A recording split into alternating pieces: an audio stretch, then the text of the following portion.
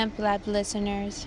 Today we are discussing the Weird Reality Art and Code conference that took place at Carnegie Mellon University campus on October 6 through October 9, 2016.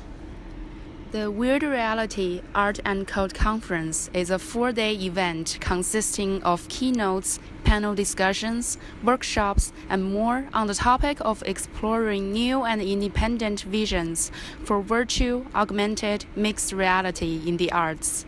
The conference invited many experts and pioneers who are professional in fields of technology and arts, as well as renowned media artists and arts leaders who are frequently practicing art using VR technology. During the conference, we met up with experts in the field to find out what they expect from their art managers and where they think the future of art and virtual augmented mixed reality are headed. Let's hear some of their answers. When working on some projects while using VR technology, what are some special requirements or expectations that you have for any managers who are working with you, say project manager, producer, or production manager? One of the biggest things that I have to sort of that I require, that comes up is, so we're thinking about exhibitions that last 3, 4, maybe even 5 months. And oftentimes we want to make the experience as create something that's as autonomous as possible, something that a visitor can encounter and not need any sort of like additional person to guide them through. That frequently that's an ideal. Frequently that doesn't happen, but that's sort of like the end goal. So there's a couple things that are really important for that. One is that the software is very stable. A lot of times people, and this is like sort of like a thing that happens in new media art a lot.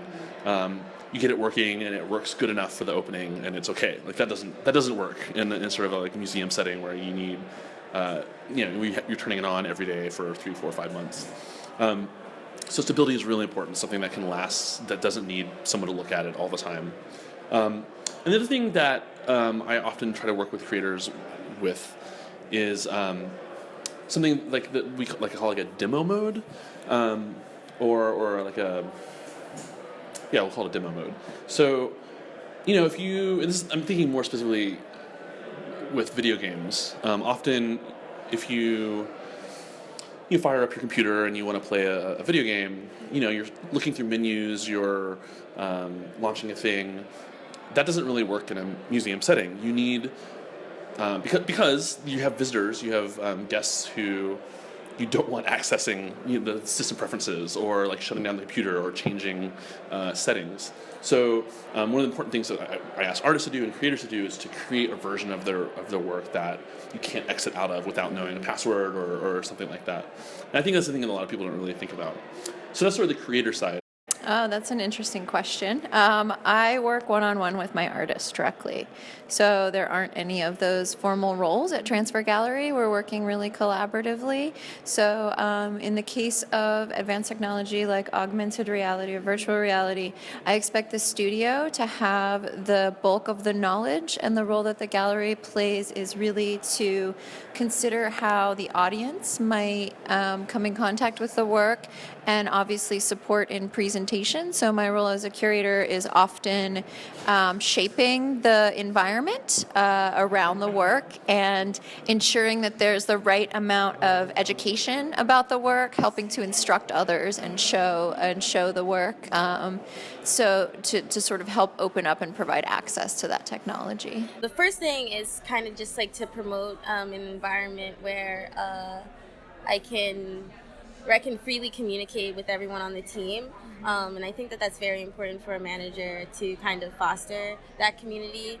But then the second thing, I really like people who are good with scheduling, because for me, I'm kind of just like all over the place and I make things like kind of sporadically and like at random times. So it's really great, I guess, coming from a manager to be able to schedule those very important deadlines for me to do. Well, that's a really good question because I'm the arts manager and producer of the whole thing, along with my partner William. Okay. So, we are doing both like the programming and development and also PR and also arts management. So that's a great question. I mean, I think what I would expect if we had somebody externally would be somebody to be able to contact locations where we could install and create like campaigns for release, and maybe have even like a managing of I guess like a visual campaign as well, so like release like images and GIFs online that have to do with the project. That's what I would like to see, and that's what I have to do, but I also have to do everything else. Promoting. Yeah, promotion I think would be really good, and as well as like maybe like reaching out to funding opportunities, so like people, because of course like we do this like out of our own pockets, and we've had like people help us out, but also we want to be able to like pay our artists and all the stuff, like instead of just making a cold call to the artist and saying like, hey, we want art, we want to be able to say like, hey, we have money for you to make art, that would be ideal. Moving forward, how do you think VR AR mixed reality will impact the field of arts? Depends on what context, right? I mean, if you're in, like, say, a visual effects studio, it's a very sort of regimented, hierarchical situation, where you'll have a project manager who'll sort of lay out the goals and divide tasks into pieces, and different people, act as specialists and take them. Whereas some projects, and some really big projects, are done with like a small team of collaborators who are sort of all nominally equals. So there isn't really a single manager. So there's people doing different things that they have. They're more suited to skill-wise. So I'd say it's really like it depends on how the group is organized, because this is all so new that like it's not all routinized yet. It's not like, okay, well, there's one right way to do it. Yeah. So it depends on the organization. I think that it's very difficult to answer the question of how VR and AR will impact art, because I think that VR, AR, and all of the mixed realities in between are very generic in the way that books are generic, oil paintings generic, sculptures generic.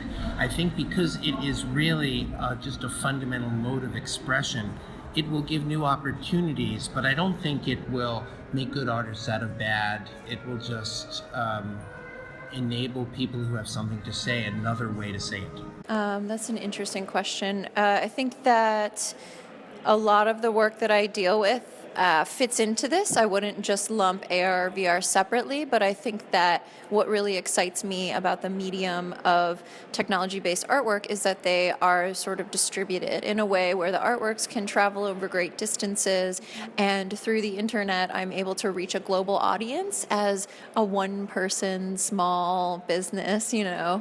I can now show my works all over the world, and I have audiences in communities in places far, far away. So that's sort of what the gallery's been all about, is leveraging that kind of distributed technology to really create new audiences and new viewers for this kind of work. Well, VR, I mean, it's a question that kind of contradicts itself, because VR is a medium, so it would be like, that's almost like a question that asks like, how did 3-point perspective impact art? It's kind of one of those questions. It's like, it's a new medium, so the way that it's impacting art is that more things would be made in that medium, just like Giotto was making more 3-point perspective. It's like the way that every time there's a technical advance in a thing. But for society and for art and the way that we interface with technology, that will definitely be a part of the way that we just have, that will be built into our instinct and our linguistics and the way that like we understand what cell phone technology is. As evidence at this conference, there's a lot of artists who are really interested in it because it's very free and very connected to your imagination. You can create things you could never create with physical reality as a barrier. And I think it actually works really well in an art context because of the availability of space for artists to exhibit. So a lot of people aren't going to be able to buy these high-end platforms because they're prohibitively expensive, but galleries and museums are actually great places where people can kind of share that equipment. And so I actually think art is really well suited to VR. maybe surprisingly, because I think the industry seems like, it's more geared towards games or filmic experiences. So I think art goes well with it.